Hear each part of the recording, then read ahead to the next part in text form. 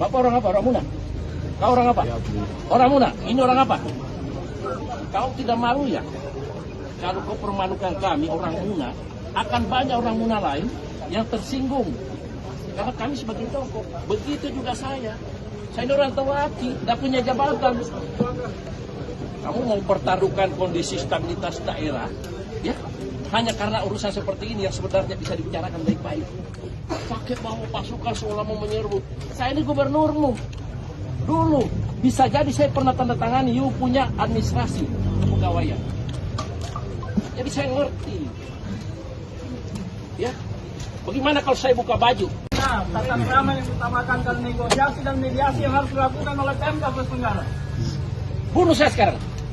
Ini banyak video yang beredar di sini. Biar presiden tahu bagaimana kelakuan pemerintah daerah Provinsi Sulawesi Tenggara terhadap mantan gubernur yang hanya menitipkan kendaraan-kendaraan tuanya. Terus harus dipermalukan dengan cara seperti ini. Saya mati hari ini, tapi satu Sulawesi Tenggara akan bergerak. Bisa bermarah-marah negeri. Sebagai aparat, tidak semua perintah harus dikerjakan. Sampaikan seknamu. Semua akan konsolidasi. Saya tidak pernah mengambil satu potong pun aset daerah. Coba cek. Orang hanya minjam lokasi. Mana saya pernah ambil? Saya berhenti dari gubernur. Tidak ada satu potong pun aset yang saya pakai. Bukan soal tidak mau. Ini masalah etika. Masalah etik. Hargai dong kita ini orang tua. Mau main keras-kerasan begitu tidak ada gunanya. Dan kita menunjukkan etika pemerintahan yang buruk kalau seperti ini. Bayangkan saya aja mantan gubernur diperlakukan seperti itu, apalagi pegawai biasa, termasuk you.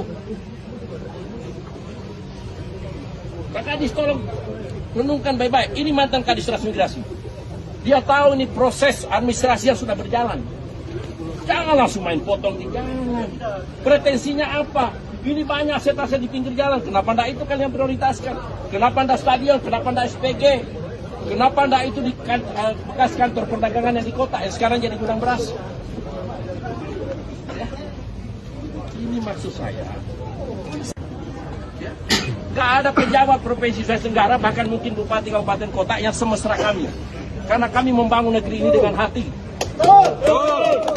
Sampai hari ini coba.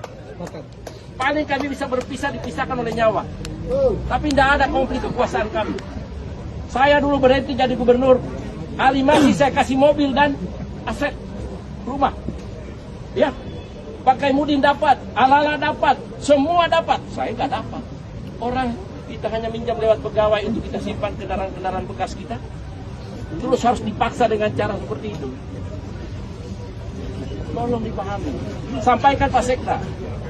Ya, pikir resikonya. Saya umur sudah 60 tahun, sudah pernah jadi gubernur, tidak takut mati, Pak.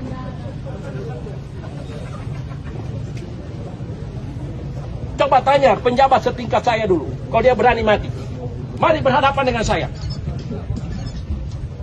Jangan main perintah-perintah. Kalian saudara-saudara saya, jangan mau diperintah pendatang. Betul. Betul. Beginilah cara memerintah kalau pendatang. Dia sudah hargai hak-hak masyarakat kita dengan baik. Rumah saya dan kebetulan beberapa barang itu ada keramik bekas, ada panci bekas, saya simpan di dalam.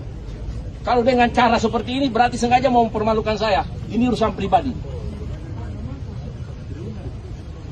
Tolong Pak Kasat, ya. Pak Kadis, tolong camkan baik-baik, hargai sedikit. Tidak tersampaikan. Kurang apa orang bolak-balik? Jangan dibikin negeri ini tegang. Cukup pimpinanmu yang bermasalah, jangan bawa-bawa staf. Betul! Saya tahu kok dia punya masalah dari sebelum jadi gubernur sampai hari ini belum selesai. Ini hanya soal waktu. Saya sengaja ngomong begini biar dia dengar. Jadi saya punya adik-adik kalian semua. Kalau kalian bisa pahami, tolong kembali pulang ke rumah tenang-tenang. Biar yang tidak elok seperti ini. Pak Kadis sudah takut diganti. Saya aja jadi gubernur akhirnya di penjara kok. Apalagi hanya jadi Kadis. Jangan takut, kita punya tanah masih luas, pulang di Muna masih bisa berkebun. Daripada kehormatan dan harga diri kita diinjak-injak. Ya. Mantap Pak Kasat, betul.